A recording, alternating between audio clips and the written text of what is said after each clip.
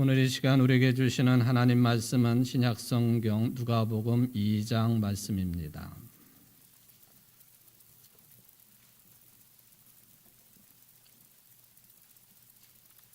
누가복음 2장 8절부터 20절까지 말씀을 봉독해 드리겠습니다.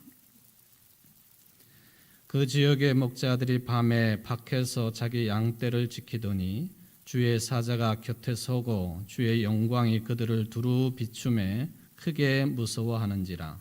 천사가 이르되 무서워하지 말라. 보라, 내가 온 백성에게 미칠 큰 기쁨의 좋은 소식을 너희에게 전하노라. 오늘 다윗의 동네에 너희를 위하여 구주가 나셨으니 곧 그리스도 주시니라. 너희가 가서 강보에 쌓여 구유에 뉘어 있는 아기를 보리니 이것이 너희에게 표적이니라 하더니, 호련히 수많은 천군이 그 천사와 함께 하나님을 찬송하여 이르되 지극히 높은 곳에서는 하나님께 영광이요 땅에서는 하나님이 기뻐하시는 사람들 중에 평화로다 하니라. 천사들이 떠나 하늘로 올라가니 목자가 서로 말하되 이제 베들레헴으로 가서 주께서 우리에게 알리신 바 이 이루어진 일을 보자 하고 빨리 가서 마리아와 요셉과 그 위에 누인 아기를 찾아서 보고 천사가 자기들에게 이 아기에 대하여 말한 것을 전하니 듣는 자가 다 목자들이 그들에게 말한 것들을 놀랍게 여기되 마리아는 이 모든 말을 마음에 새기어 생각하니라. 목자들은 자기들에게 이르던 바와 같이 듣고 본 그 모든 것으로 인하여 하나님께 영광을 돌리고 찬송하며 돌아가니라. 아멘. 이는 하나님의 말씀입니다. 하나님께 감사합니다. 오늘 대림절 세 번째 주일이고 한국교회가 성서 주일로 지키고 있는 예배인데, 예배에 참여한 여러분 모두에게 희망의 기다림의 은총 그리고 말씀의 역사가 충만하시기를 주의 이름으로 축원을 드립니다. 대림절 절기를 지내면서 제가 지금 시리즈 설교를 하는 것처럼 설교를 하고 있습니다. 아기 예수님 탄생에 적극적으로 반응을 했던 그런 세 부류의 사람들에 관한 이야기, 거기에 더불어서 예수님의 어머니 마리아에 관련된 이야기까지 대림절이 네 번 주일을 지키게 되니까 다음 주일까지 이 설교를 드리려고 생각 중에 있습니다. 오늘 그 중에 이제 세 번째로 첫 번째 세례 요한에 관한 말씀을 드렸고요. 그리고 지난 주일은 예수의 어머니 마리아에 관한 말씀을 드렸습니다. 오늘은 들판에서 양을 치다가 하늘의 음성을 듣고 태어난 아기 그리스도 예수님을 직접 목격을 한 목자들의 이야기를 전하려고 합니다. 그런데 이 사람들의 공통점이 대림절 첫 주일도 말씀을 드렸지만 모두 다가 광야를 생활 근거지로 두고 있는 사람들이다 하는 것이죠. 광야 또는 뭐 빈들, 또 좀 더 심하면은 사막, 이런 생활 배경을 가지고 있는 인물들이다. 세례자 요한도 그렇고 또 오늘 목자도 그렇고요. 또 다음 주일에 전할 이 아라비아에서 온 동방 박사들, 이 아라비아라고 하는 단어 자체가 광야를 의미하는 것이기 때문에 광야의 사람들이다 하는 것이에요. 이 사람들이 아기 예수, 즉 그리스도로 오시는 예수님의 오심에 대해서 가장 적극적인 반응을 보인 사람들이다 하는 차원에서 시리즈가 된다라고 하는 것이죠. 오늘 이제 본문에 등장하고 있는 양을 치는 목자들, 광야 생활, 빈들에서의 생활이기 때문에 그 삶이 여의치 않습니다. 뻔한 이야기이죠. 지금도 대규모로 목축업을 하시는 분들, 또 뭐 그것이 소규모든 중규모든 간에 목축업을 하시는 분들 요즘에 많이 기계화가 되었다고는 하지만 저 사람들은 마치 아기들을 키워나는 것처럼 생명을 다루는 사람들이기 때문에 그 삶이 참 혹독하고 힘들고 피곤한 것을 우리는 확인을 합니다. 2000년 전에도 우리가 예수님을 선한 목자라 그런 이미지를 가지고 있는데, 그래서 예수님을 그릴 때에도 예수님 잘생기신 예수님 흰옷을 입으시고 그 어깨에는 양을 둘러매시고 그리고 그 손에는 지팡이를 들고 계시는 예수님 이미지를 우리는 선한 목자로, 양을 치는 목자처럼 우리 인생들을 치시는 그런 예수님의 그런 이미지를 우리가 많이 가지고 있는 것이 사실입니다. 100마리의 양 가운데 한 마리의 잃은 양을 찾아 나서는 목동처럼 예수님께서도 그런 심정으로 우리 인생들을 바라보고 계시고 또 돌보시고 계시다 하는 그런 뜻이 담겨 있겠습니다. 그때에도 예수님은 지팡이를 들고 계세요. 목자들이 그러했던 것처럼 목자들이 가지고 있는 지팡이는 보통 두 종류라고 그러죠. 하나는 긴 장대처럼 생긴 그런 지팡이이고 하나는 또 어르신들이 짚고 다니는 지팡이처럼 손잡이가 이렇게 구부러져 있는 그런 지팡이, 두 종류라고 그러죠. 길게 생겨진 이 장대처럼 생긴 지팡이를 가지고는 양을, 염소를 공격하는 짐승들을 쫓아내는 데에 주로 사용을 하고, 그리고 이렇게 손잡이처럼 휘어져 있는 그런 지팡이를 가지고는 구덩이에 빠져 있다든지 깊은 곳에 빠져 있는 그 양들의 목을 그것으로 걸어서 건져 올리는데 사용을 했다. 그냥 양들을 푸른 초장으로 또 쉴만한 물가로 인도하는 저들의 생명을 보존하고 더 풍성케 하는 일에 이 목자들의 일은 쉴 틈이 없는 것이다. 양들이 자는 시간에도 맹수들의 침략을 막아내야 되는 그런 삶을, 그것도 빈들에서, 사람들도 거의 없는 광야에서 그런 삶을 살고 있다. 그게 이제 오늘 본문에 등장하고 있는 목자들의 구체적인 삶이 되겠습니다.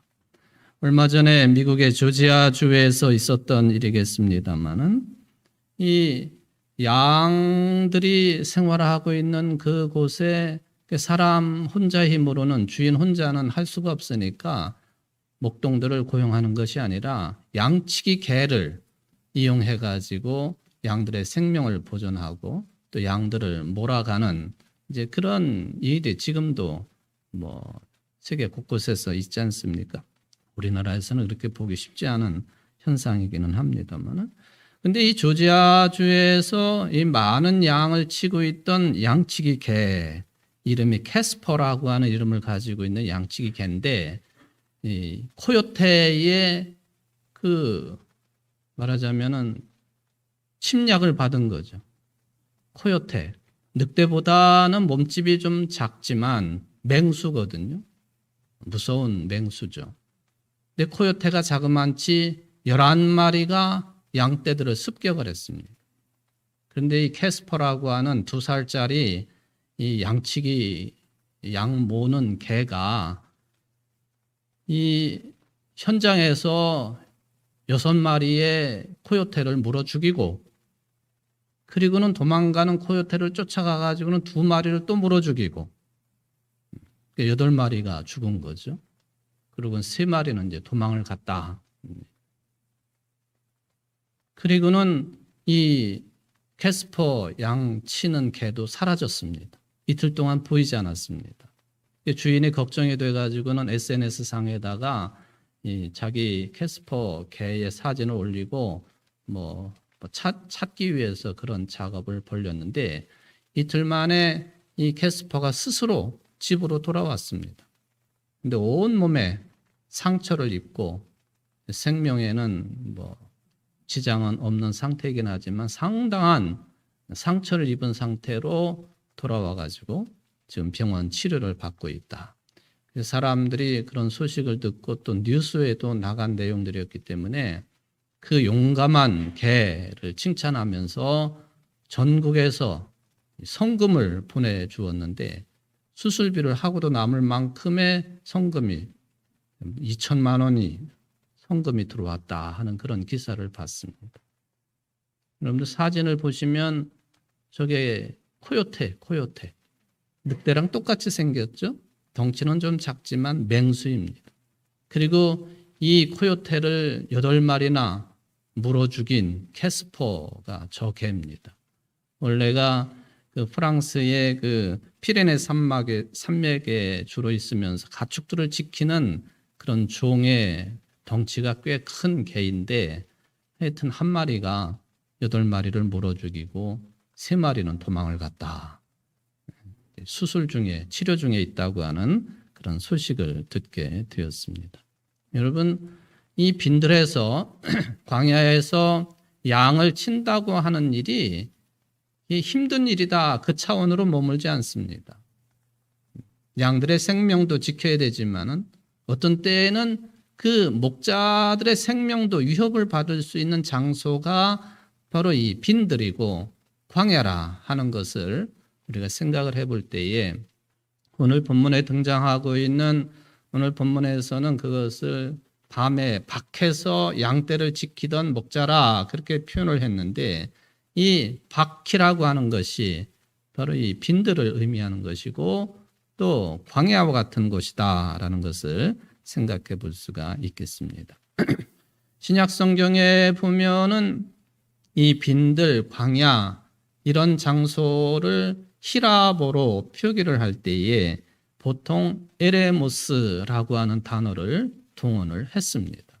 근데 구약 성경에서 광야, 빈들 그럴 때는 미드바르라고 하는 그런 말을 사용하는데 히브리어로 이게 히라보로 변할 때에는 에레모스라고 하는 단어를 사용하고 있다 하는 그런 이야기입니다. 이 에레모스가 본래적으로 가지고 있는 뜻은 우리가 보통 빈들 또 광야 이런 뜻으로 생각하기도 하지만 좀 더 구체적으로 이야기를 하면 사람들이 살지 않는 곳이에요. 사람들이 일상생활을 영위하지 않는 곳, 소위 말하면 버려진 곳, 비어있는 곳, 그리고 신앙적으로 표현을 하면은 이 에레모스 또는 미드바르라고 하는 광야나 사막이나 이런 곳은 빈들이나 이런 곳은 구별된 장소입니다. 구별된 장소. 오늘 본문의 이 바깥이 빈들이 버려진 곳이기도 하지만 구별된 곳으로 인식이 되는 그런 장소로 등장을 하고 있음을 우리가 확인을 해볼 필요가 있겠습니다. 근데 신약 성경에서 헬라어로 에레모스라고 하는 이 용어가요. 예수님께서 공생애를 3년 동안 사셨는데 그 주된 활동 근거가 어디였느냐 하면은 갈릴리 호수 근방이지 않습니까? 그 중에서도 가버나움 땅, 가버나움 회당이 있는 곳, 그 지역이 중심이 되셨어요. 예수님의 제2의 고향처럼 공생의 기간 거의 대부분을 그쪽에서 사역을 하셨다 하는 것이 복음서의 흔적이 되겠습니다. 근데 놀랍게도 이 가버나움 지역에 가보면 지명에 아예 에레모스라고 하는 지명이 나타나고 있는 거죠. 이게 그냥 넓게 말해가지고 빈들이고 광야하고 바깥이고 그러기도 하지만 아예 이스라엘 지도상으로 보면은 에레모스라고 하는 지명 자체가 나타나고 있다. 그 지명이 예수님께서 공생의 활동을 집중적으로 하셨던 가버나움 근처라는 겁니다. 이 지도상으로 그렇게 확인을 해볼 수가 있겠습니다. 물론 마가복음 1장 35절 같은 데 보면은 새벽 아직도 밝기 전에 예수께서 일어나 나가 한적한 곳으로 가사 거기서 기도하셨다라는 기록이 있는데 여기 이제 한적한 곳 이것도 역시 에레모스를 마가복음 기록자는 한적한 곳으로 번역을 해 놓았습니다. 그렇게 이제 우리 한국말로 번역이 됐다 이제 그런 이야기가 되겠습니다.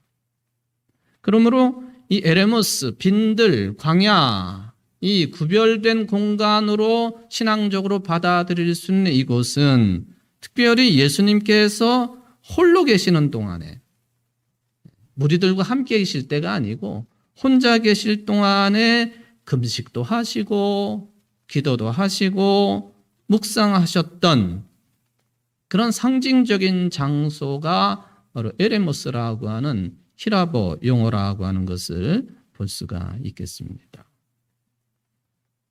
예수님은 가장 대표적으로 세례를 받으시고 이 에레모스라고 불리우는 곳에 가셔서 40일 동안을 금식하시며 시험을 받으십니다.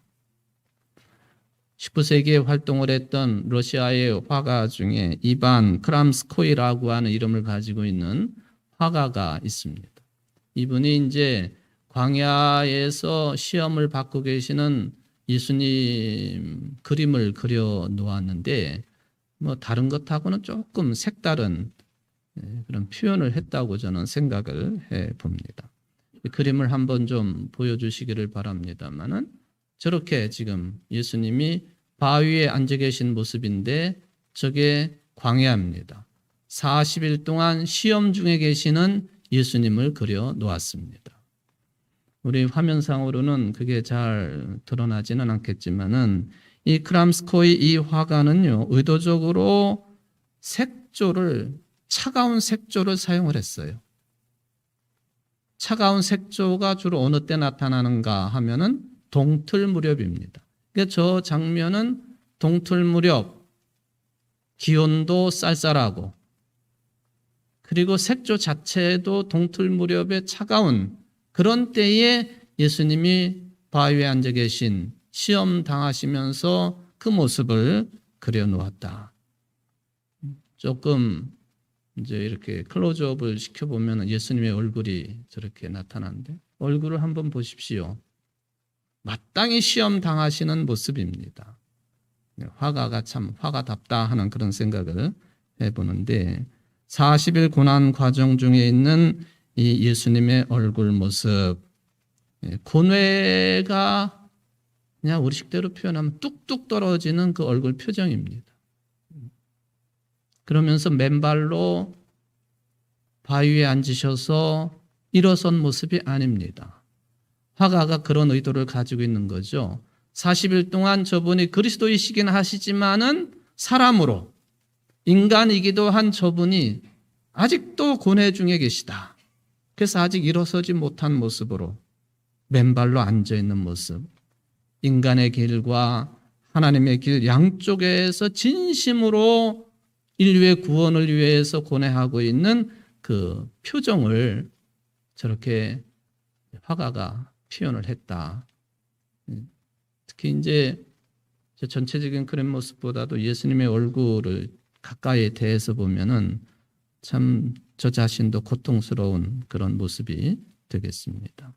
이 40일뿐만 아니라 예수님은 많은 사람들 가운데 생활하시다가도 어느 때에는 마가복음 1장 35절 아까도 말씀을 드렸지만은 새벽 아직도 밝기 전에 예수께서 일어나 나가 한적한 곳으로 가사 거기서 기도하셨다.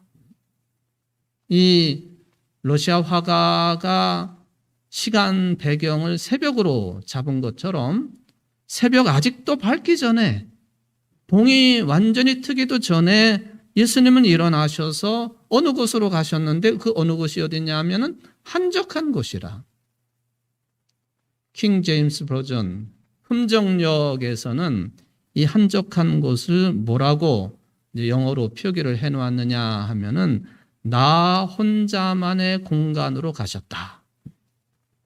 예수님 혼자만의 공간으로 나가셔서 거기서 기도하셨다.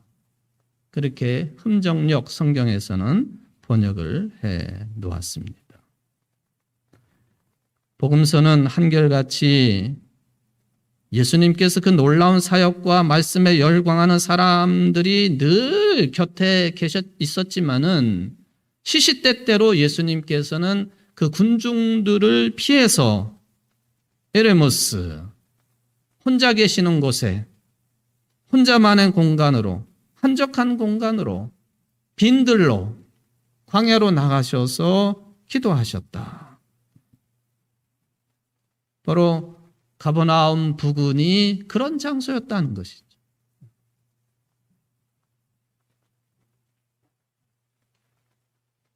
가버나움 뒤편 산자락에 에레모스라고 하는 지명 표기가 되어 있는 것을 그래서 우리가 확인을 해볼 수가 있는 것이죠.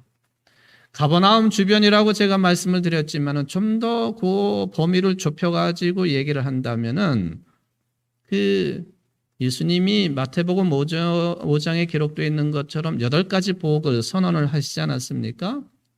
예수님이 그 말씀을 한 장소라고 여기고, 원래 이제 서기 4세기경부터 거기에 뭐 교회 흔적들이 있기는 했지만은 십자군 전쟁 때 다 망가지고요. 1930년대에 이탈리아의 수녀원에서 이곳에다가 교회당을 하나 짓습니다. 그게 지금도 남아있는 그 유명한 팔복교회예요. 팔복교회. 이 팔복교회 주변이 말하자면 2000년 전 예수님이 활동하실 때의 에레모스였다는 거죠. 광야 빈들이었다. 팔복교회 뭐 사진도 보시고 그 주변 환경이 어떤가 하는 것을 저런 환경이 저런 환경. 우리로 보면 야트막한 구릉 정도인데 팔복산이라고도 하고 에레모스 산이라 그렇게도 표기가 되겠습니다. 팔복교회 기억나시죠? 팔복교회. 모든 게 다 팔각형으로 되어 있고 8개로 맞춰져 있는 예수님의 팔복을 기념해서 만들어진.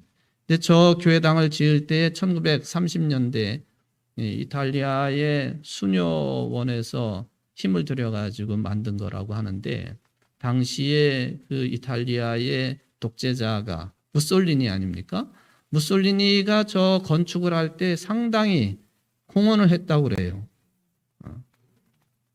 뭐 막을 수도 없는 일이죠. 뭐 그때는 그런 상황이었었으니까. 제가 판단할 때에는 하도 악한 짓을 많이 한 죗값을 참여하려고 저걸 한 것이 아닌가 하는 그런 생각도 해보는 그 교회당이 저 팔복교회입니다. 저기서 밑으로 내려다 보면은 갈릴리 호수까지 넓은 이게 빈들의 빈들.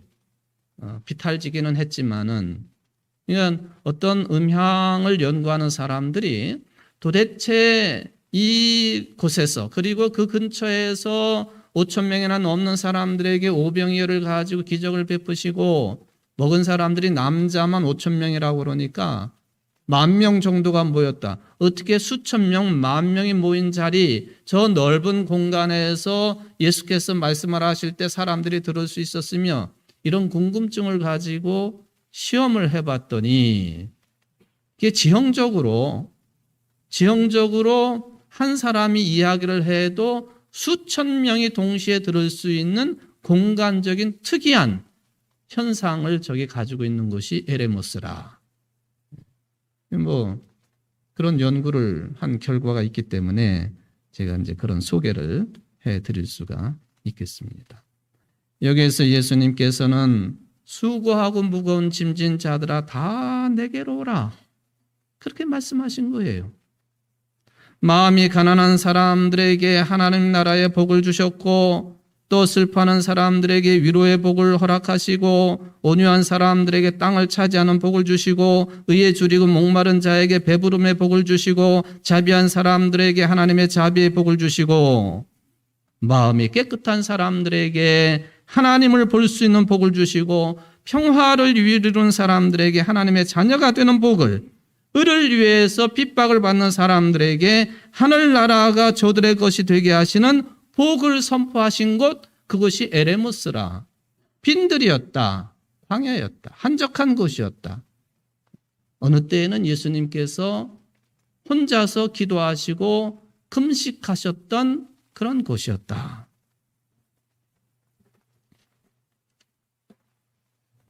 오늘 우리가 누가복음 2장 말씀을 통해서 목자들의 이야기를 하고 있습니다만은, 목자들의 주된 생활 공간이 바로 그러한 에레모스였다는 것이. 비어 있는 곳, 사람들이 잘 찾아오지 않는 곳, 양떼들과 목자가 여기 오늘 복수로 표현이 되고 있으니까 몇 명이서 많은 양떼를 지키고 있는 그러한 곳. 예수님께서 한 마리 잃은 양에 대한 비유의 말씀을 주셨는데 100마리 가운데 한 마리가 사라져서 99마리를 들판에 두고 잃은 한 마리 양을 찾으러 목자가 나섰다. 예수님의 심정이 그러하다. 뭐 그런 말씀이죠. 잃은 양 한 마리를 찾는 것처럼 잃어버린 생명 한 사람을 구원하는 일, 그게 중요하다. 그런 뜻이 담겨 있죠. 그때에 100마리의 양을 친다고 하는 것은 한 사람으로도 가능한 일이 되겠지만은 어떤 경우에는 양의 주인이 직접 양치기를 하는 것이 아니라 사람을 고용해가지고 목자로 고용을 해서 그 일을 맡기는 거죠. 대부분의 당시의 목자들은 그러므로 민중들이었습니다. 암하레츠, 땅의 사람들이었습니다. 밑바닥을 기는 사람들, 별로 의지할 것이 없는 사람들, 하루 벌어 하루 목구멍에 풀칠하며 살아가는 사람들.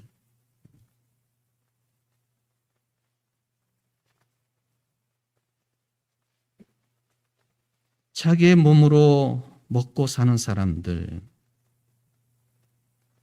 다른 사람들은 그 한밤중에도 따뜻한 보금자리에 잠을 청할 때에 양떼들과 함께 들판에서 밤 별빛을 바라보며 양떼를 지키고 있는 사람들. 어느 날 이 목자들에게 특별한 체험이 있었습니다. 특별한 체험이에요. 주의 천사가 말씀하신 겁니다. 말하자면 주의 천사를 본 것이고 주님의 영광을 체험하게 되었습니다. 뭐 주의 천사나 사자나 주의 영광 같은 이미지라고 보셔도 되겠습니다. 천사가 말을 합니다. 무서워하지 말아라. 좋은 소식을 내가 너희에게 전한다. 다윗의 동네에 구주가 나셨는데 그분이 곧 그리스도 주님이시다. 듣지만 말고 천사들이 하는 말, 우리들이 하는 말 직접 가서 보거라. 너희가 가서 보게 되면 강보에 쌓여 구유에 누인 아기를 볼 것인데 그것이 바로 표적이다, 증거다라고 천사들이 전해 주었습니다. 어려서부터 이 장면을 연극으로도 하고 다양하게 이 내용들을 우리가 접할 때에는 주변적인 것들을 많이 생각할 수밖에 없지요. 그런데 천사들이 이 목자들에게 전한 이 이야기 가운데 핵심은 뭐냐? 오늘날 그리스도께서 탄생하셨다는 거예요. 지금 그리스도께서 인간의 모습을 가지고 태어나셨다. 그 얘기예요. 한 인간으로 구원하실 분이 태어나셨다. 이게 두려운 일이죠. 천사들의 이러한 현상들에 대해서 또 말도 그렇고 그때의 어떤 상황이 목자들이 굉장히 무서워할 수밖에 없는 그런 상황이 벌어졌습니다. 그때 천사가 첫 번째 하는 말이 두려워하지 말라입니다. 두려워하지 말라. 우리 신앙적으로 제 주일 설교 때마다 가끔 언급을 합니다만 이 루돌프 오토라고 하는 신학자가 이런 현상을 가리켜서 특별하게 만들어낸 단어가 있습니다. 누미노제라고 하는 말.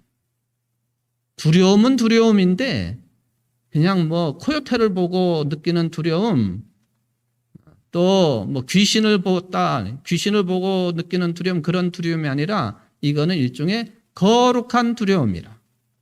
두려움은 두려움이지만은 두려움으로 그치지 아니하고 듣고 또 그리스도의 나심을 볼 수 있는 소식이기 때문에 거룩한 두려움. 좀 역설적인 표현이지만은 기쁜 두려움.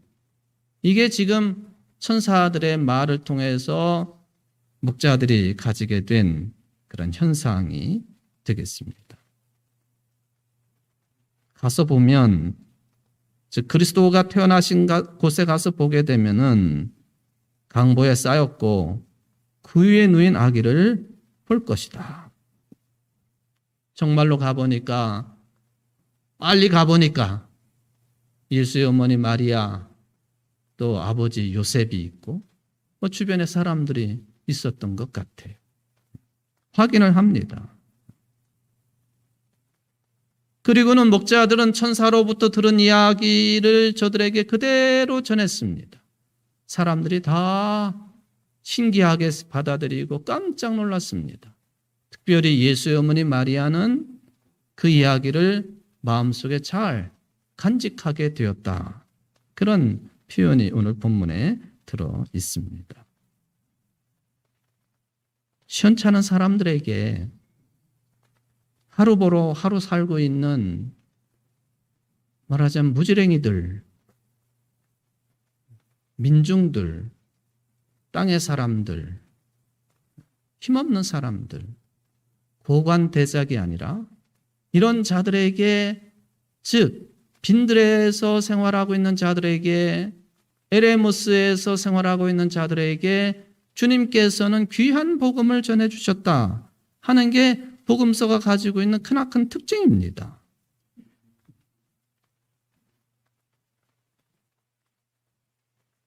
이거 참 귀한 것이죠. 그런데 예수님께서 한적한 곳에 가셔서 기도하신 것처럼 제자들에게도 요청하십니다. 너희들 기도할 때에 장터에 나가서 사람 있는 곳에 기도하거나 그러지 말고, 드러내려고 하지 말고 골방에 들어가서 기도하라. 골방의 개념이 에레무스입니다. 우리들에게 그런 에레무스가 우리의 속에 자리를 잡고 있어야 된다는 거예요. 그럴 때에 예수 그리스도의 오심의 복음은 우리에게 참 복음이 될 수 있다고 하는 것을 오늘 이 말씀도 우리에게 전하고 있고, 또 세례자 요한의 이야기도 마찬가지고 동방 박사 이야기도 마찬가지라고 보여집니다. 목자들은 천사들의 소리를 들었습니다. 그리고 목자들은 천사들의 요청에 따라서 다윗의 동네인 베들레헴에까지 가가지고 정말로 천사들, 하나님의 말씀처럼 그리스도가 아기의 모습으로 탄생한 것을 보았습니다. 오늘 본문에 보면은 목자들이 보고 들은 모든 것이라고 하는 그런 표현을 사용하고 있지 않습니까? 소위 말하면 교육의 방법으로 말하면 시청각 교육, 보고 듣고 거기다 체험까지 하면은 완벽하겠지요. 보고 듣고 모든 것, 하나님께서 이루시고자 하시는 구원의 과정 모든 것을 이 비천한 생활을 하고 있었던 목자들이 제일 먼저 듣고 제일 먼저 목격을 합니다. 들판의 목자들이 그랬다는 거죠. 오늘 대림절 기간이기도 하지만 우리 한국교회는 성서주일로도 지키고 있습니다. 제가 평소에는 성서주일에 관한 그런 말씀을 잘 드리지 않은 편이라서 오늘은 좀 잠깐 말씀을 드립니다. 제가 이제 대한성서공회에서 교단 파송으로 일을 보고 있지 않습니까? 1년에 2번 이사회로 모이는 그런 회의이긴 하지만은 지난번에 이사회를 가서 올 1년 동안에 모든 일들에 대한 보고를 소리를 통해서 듣고 또 설명을 통해서 듣게 되었습니다. 이 코로나 상황 아니에요? 근데 서울에 있는 어떤 교회는 작년과 올해 2년 동안에 국내외의 성서 보급을 위해서요, 거의 8억 원의 헌금을 한 교회가 있어요. 물론 규모로 따지면 우리 교회보다 훨씬 큰 교회입니다만은 여러분, 부자라고 해서 돈을 헌금을 많이 한다는 보장 없어요. 큰 교회라고 해가지고 그런 돈을 펑펑 당연히 내야 된다 그런 없어요. 근데 그 교회는 2년 동안에 거의 8억 원에 가까운 헌금을 통해서 국내외 성서 반포에 헌신을 했다. 그런 보고에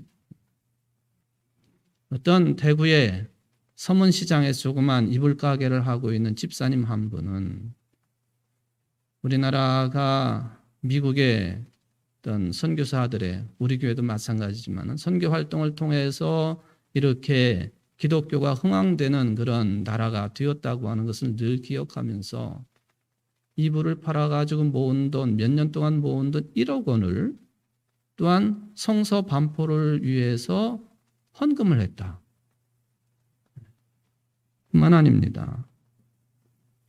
이 3년 동안 이어지고 있는 코로나 상황이지만은 지난해보다도 성서 반포를 위해서 전국 교회들이 후원하고 헌금한 액수가 감소가 아니라 11억 9천여만 원 정도 증가를 했다. 총 59억 4천여만 원의 헌금을 했다. 이 보고도 들었습니다. 그 옛날 목자들은요, 하늘에서 듣는 소리를 그냥 들을 수밖에 없었어요. 그런데 오늘날 우리들은 그 하나님의 말씀을 직접 볼 수 있는 사람들, 그리고 영감을 통해서 들을 수 있는 그런 환경 속에서 생활하고 있는 사람들이라. 모든 환경과 형편에 있어서 주님의 오심을 받아들이기에 훨씬 더 편리하고 훨씬 더 적극적으로 반응을 보일 수 있는 이 세대의 것만 주님의 오심이 우리에게 그렇게 거룩한 두려움으로 다가오고 있는지, 두렵기는 하지만 기쁨과 행복과 복락이 함께 주어지는 그런 거룩한 두려움, 누미노제로 다가오고 있는지, 이게 오늘날 우리들의 숙제죠.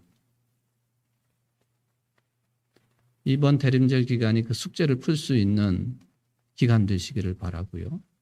여러분들이 그런 주인공 되시기를 주의 이름으로 축원을 드립니다. 자비로우신 하나님 감사를 드립니다.